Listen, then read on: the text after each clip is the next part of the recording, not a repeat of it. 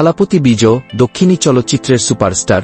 সম্প্রতি তার রাজনৈতিক কার্যক্রম ও সামাজিক উদ্যোগের মাধ্যমে আলোচনা রয়েছে। 2024 সালের ফেব্রুয়ারিতে তিনি তার নিজস্ব রাজনৈতিক দল তামিঝাগা ভেট্রি কাজাগাম তামিলনাড়ু বিজেপি গঠনের ঘোষণা দেন। এটি তামিলনাড়ুর রাজনীতিতে নতুন দিগন্ত উন্মোচন করেছে, যেখানে পূর্বে এমজি রামচন্দ্রন ও জয়ললিতার মতো অভিনেতারা রাজনীতিতে সফলতা অর্জন করেছেন। বিজয়ের রাজনৈতিক কার্যক্রমের মধ্যে সম্প্রতি একটি উল্লেখযোগ্য ঘটনা হল চেন্নাইয়ে আয়োজিত ইফতার পার্টিতে তার অংশগ্রহণ। পবিত্র রমজান মাস উপলক্ষে 7 মার্চ 2025 তারিখে তামিঝাগা ভেট্রি কাজাগাম দলের উদ্যোগে এই ইফতার পার্টির আয়োজন করা হয়। অনুষ্ঠানে বিজয় সাদা পোশাক ও টুপি পরিধান করে উপস্থিত হন এবং মোনাজাতে অংশ নেন। এটি সামাজিক মাধ্যমে ব্যাপক আলোড়ন সৃষ্টি করে, যেখানে তাকে ইসলামী পোশাকে দেখা যায়। এই ইফতার পার্টিতে প্রায় 3000 লোকের উপস্থিতি ছিল এবং 15টি স্থানীয় মসজিদের ইমামদেরও আমন্ত্রণ জানানো হয়। বিজয়ের এই উদ্যোগকে অনেকেই সাম্প্রদায়িক সম্প্রীতির উদাহরণ হিসেবে দেখছেন, তবে কিছু মহল থেকে সমালোচনাও উঠেছে, যেখানে এই পদক্ষেপকে রাজনৈতিক কৌশল হিসেবে বিবেচনা করা হচ্ছে।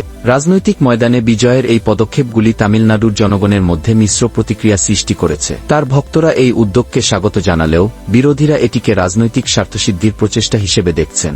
তবে বিজয় তার বক্তব্যে সবসময় জনগণের সেবা ও কল্যাণের উপর গুরুত্বারোপ করেছেন।